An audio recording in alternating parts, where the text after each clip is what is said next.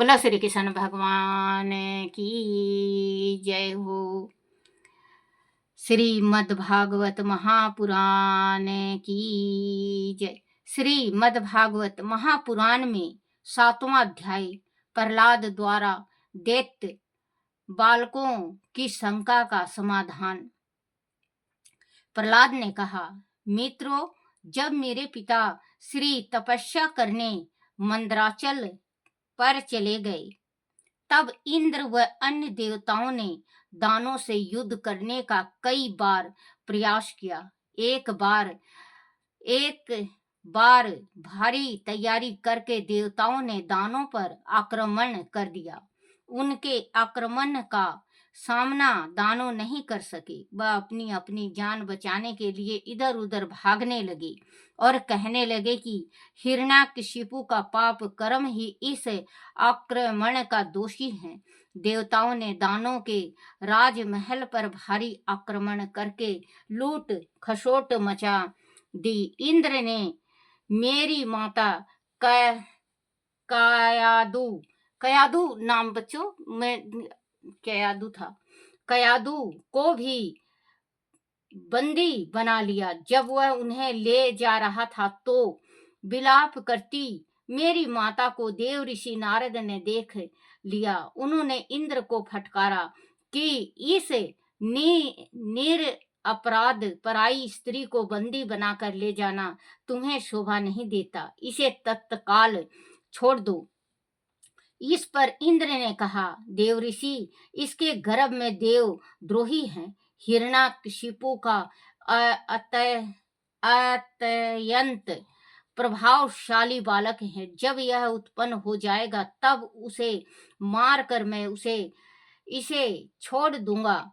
नारद जी ने कहा, इंद्र, इसके गर्भ से भगवान का प्रेमी भक्त सेवक और निष्पाप महात्मा जन्म लेगा। तुम्हारे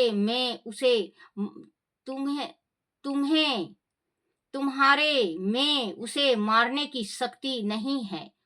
देव ऋषि नारद के ऐसे वचन सुनकर देवराज इंद्र ने मेरी माता की प्रदक्षिणा की और क्षमा मांगकर उसे छोड़ दिया तथा अपने लोक को चला गया और क्षमा मांगकर उसे छोड़ दिया तथा अपने लोक को चला गया। इसके बाद देव ऋषि नारद मेरी माता को अपने आश्रम पर लिवा ले गए और कहा, पुत्री, जब तक तुम्हारा पति तपस्या करके लौटे तब तक तुम यहीं रहो।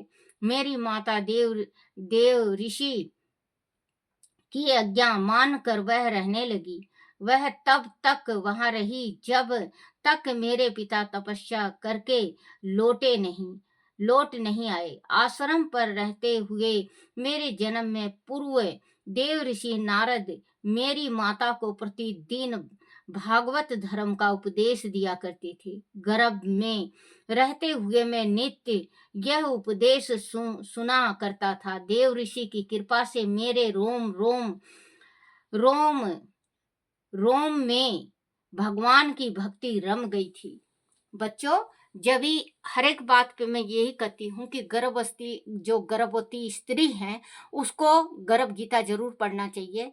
गर्भ गीता पढ़ो, भागवत गीता पढ़ो, क्योंकि जो आप बोलोगे, पढ़ोगे, सुनोगे, अच्छी अच्छी बातें अमल करोगे, वो आपकी जो गर्भ में बच्चा है, लड़का हो चाहे लड़की हो, उसकी बुद्धि श्रेष्ठ होती है।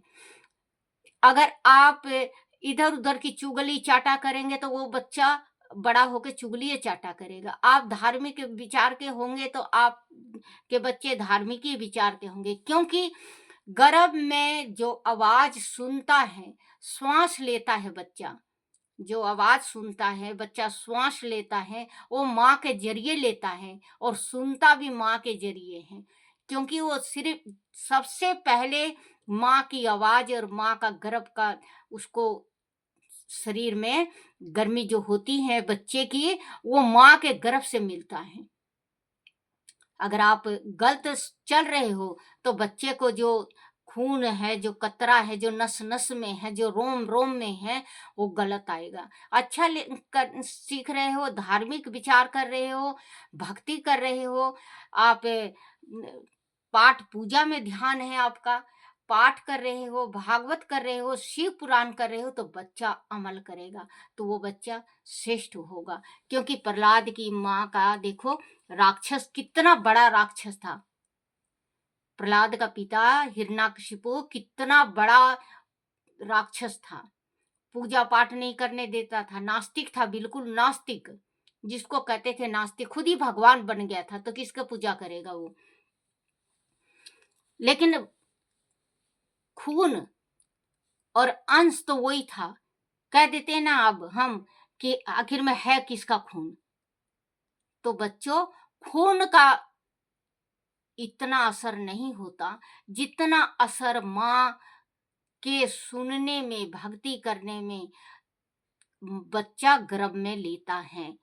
अगर आप सही मार्ग पे चल रहे हो तो आपका बच्चा सही मार्ग पे चलेगा। कहते हैं ना कि किसी किसी के घर में बिल्कुल अनपढ़ गंवार अंगूठा छाप होता है, लेकिन उसका बेटा जो होता है पढ़ा लिखा होता है बहुत, लेकिन उसकी माँ का वो कर्म होता है। उसकी माँ भागवत सुनने जाती थी, शिव पुराण सुनती थी, जो भजन होता है भजन में जाया करती, कीर्तन में जाया करती, सत्संग में जाया करती।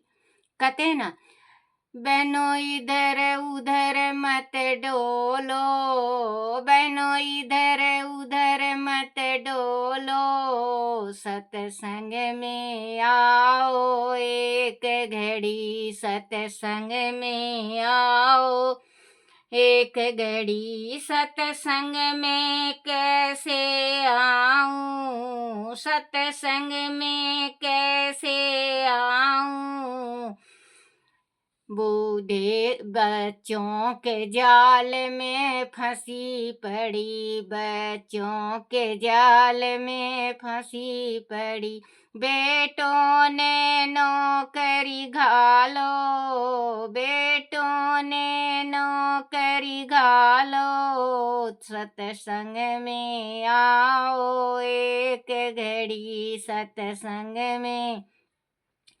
आओ एक घड़ी, बनो इधर उधर मत डोलो, सत्संग में आओ एक घड़ी, सत्संग में कैसे आऊं, सत्संग में कैसे आऊं, माया के जाल में फंसी पड़ी, माया के जाल में फंसी पड़ी, चाबी बउआ ने दे दो, माया बउआ ने दे दो, सत्संग में आओ एक घड़ी। कहते हैं बच्चों कि ये मोह माया है, पोते के मोह में फंसी पड़ी, बहू बेटी के मुंह में फंसी पड़ी, बहू बेटी को सासरे घालो, सत्संग में पराओ एक घड़ी। कहते हैं सत्संग में जरूर आना चाहिए, जाना चाहिए, सत्संग बिना कुछ भी नहीं है, सत्संग है तो सब कुछ है, नहीं तो कुछ भी नहीं है। तो बच्चे, जिस टाइम आप कोई आपके घर में कोई गर्भवती हो तो उसको अच्छी अच्छी चीज़ सिखाना चाहिए, अच्छा अच्छा बोल सुनना चाहिए, जो माँ सुनती है वो बच्चा सुनता है, वो बच्चा अमल करता है। भगवान की भक्ति रम गई थी, मेरे जन्म के उपरांत भी वह समिति मुझे बारंबार बनी। देव ऋषि नारद मेरी माता को प्रतिदिन भागवत धर्म का उपदेश दिया करते थे। गर्भ में रहते हुए मैं नित्य वह उपदेश सुना करता था। देव ऋषि की कृपा से मेरे रोम रोम में भगवान की भक्ति रम गई थी। मेरे जन्म के उपरांत भी वह स्मृति मुझे बारंबार बनी रही। आदि तुम भी मेरी बात पर श्रद्धा करो तो तुम्हें भी यह ज्ञान प्राप्त हो सकता है। श्रद्धा से बुद्धि निर्मल और शुद्ध होती है। हमारे इस शरीर में जन्म 80 तत्वों की अनुभूति बुद्धि, परिणाम, क्षण और विनाश, ये 6 विकार देखे जाते हैं। आत्मा का इनके साथ कोई संबंध नहीं होता। आत्मा तो नित्य है, अविनाशी है, शुद्ध है, एक है। जीव आत्मा परमात्मा है, सबका आश्रय है, निर्विकार है, श्वेत प्रकाश है, सबका कारण है, व्यापक है, अनंत है, तट स्थल है और सभी प्रकार के आवरणों माया से रहित हैं। आत्मा के यह लक्षण उत्कृष्ट माने जाते हैं। इनके द्वारा आत्मा तत्व को तभी जाना जा सकता है जब जीव में और मेरे के झूठे भाव को छोड़ देता है। जैसे सोने की शुद्धता को श्रवणकार कसौटी पर कस कर तत्काल जान लेता है, वैसे ही आत्मा तत्व को जानने वाला व्यक्ति आत्मा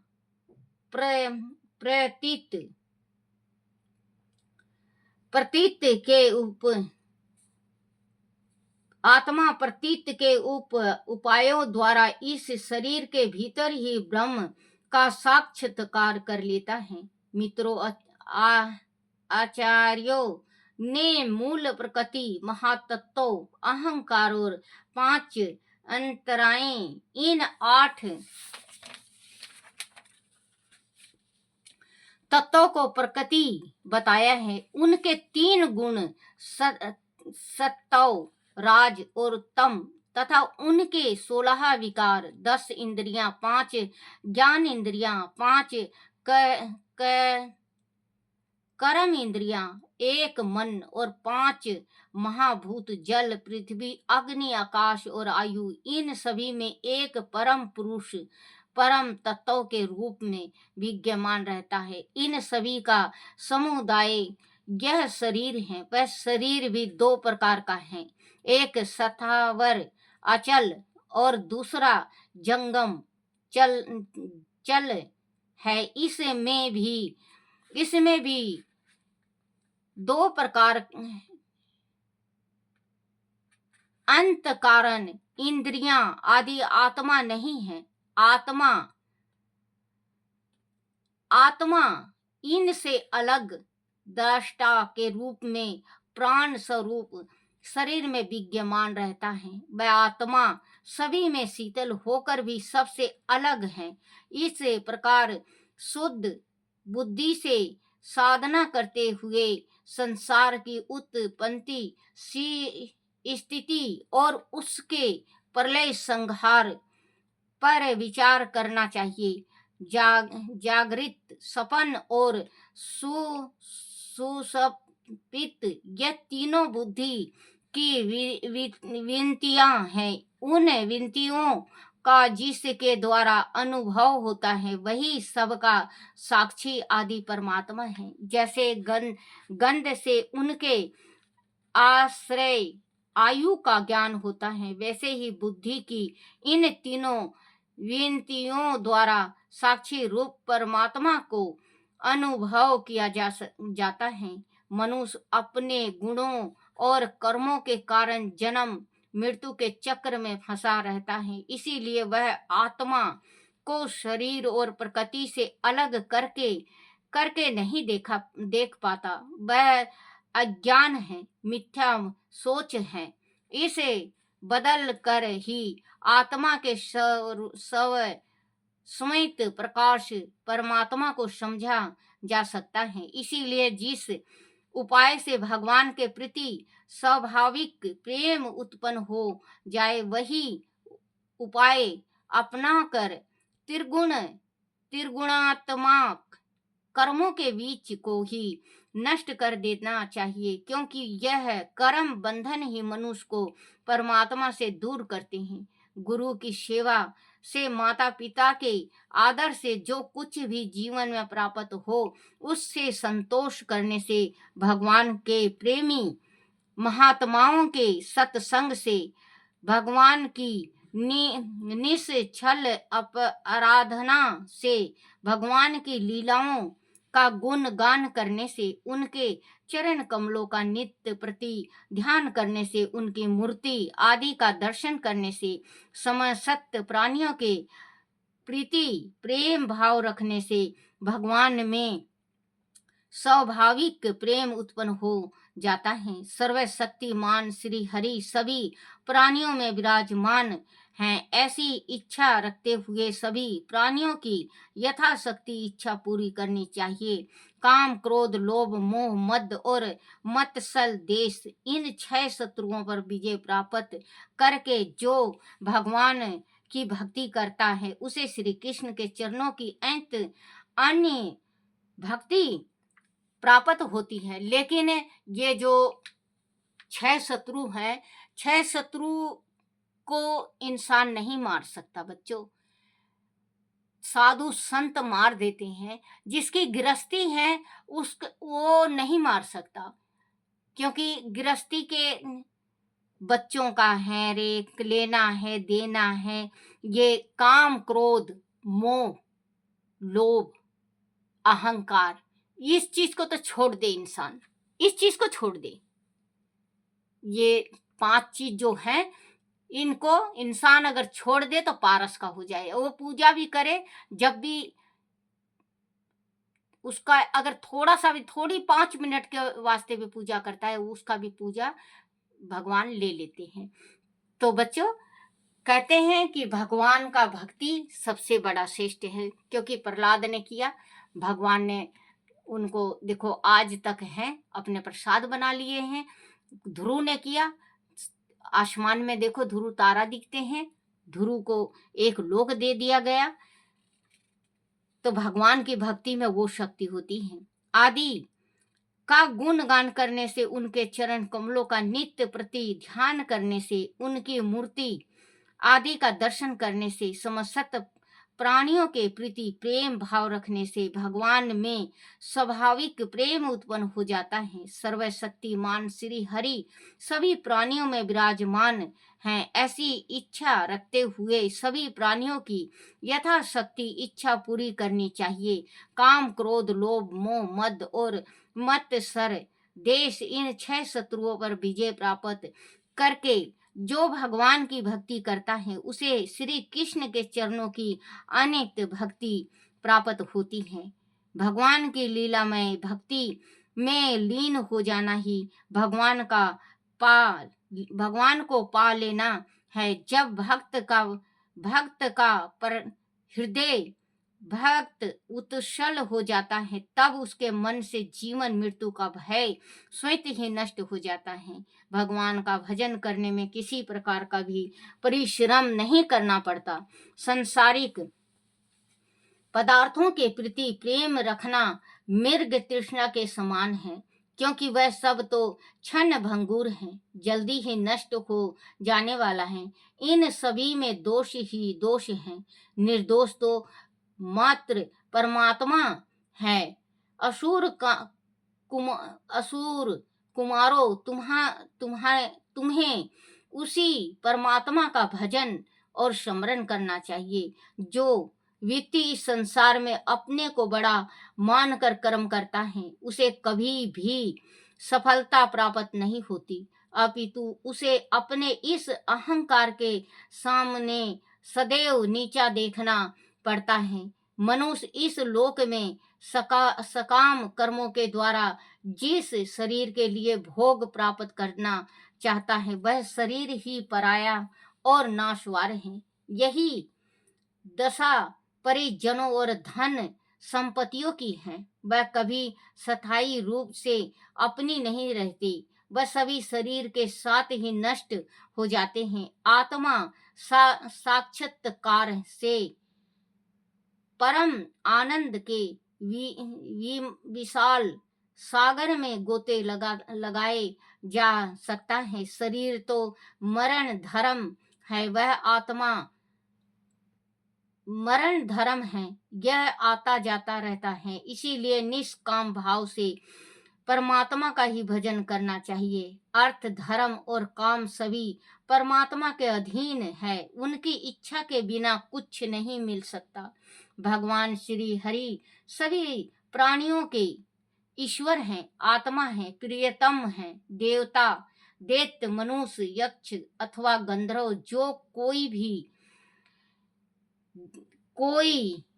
भी भगवान के चरणों की सेवा करता है वह कल्याण का भागी होता है। हे दैत्य बालकों, भगवान को प्रसन्न करने के लिए तुम्हें ब्राह्मण होना, देवता बनना, ऋषि बनना, सदाचार और विधि ज्ञान से संपन्न होना तथा दान दक्षिणा यज्ञ तप आदि करना आवश्यक नहीं है। भगवान तो सहज निष्काम भक्ति से ही प्रसन्न होते हैं। इस प्रकार में अथवा मनुष्य शरीर में जीवन का सबसे बड़ा स्वार्थ इतना ही होना चाहिए कि भगवान की समर्पण भाव से भक्ति की जाए। इस भक्ति के द्वारा भगवान के सर्वत्र दर्शन किए जा सकते हैं। बोलो श्री कृष्ण भगवान की जय हो। श्री कृष्ण गोविंद हरे मुरारी, हे नाथ नारायण वासुदेवाय, हे नाथ नारायण वासुदेवाय, हे नाथ नारायण वासुदेवाय। बोलो श्री कृष्ण भगवान की जय हो।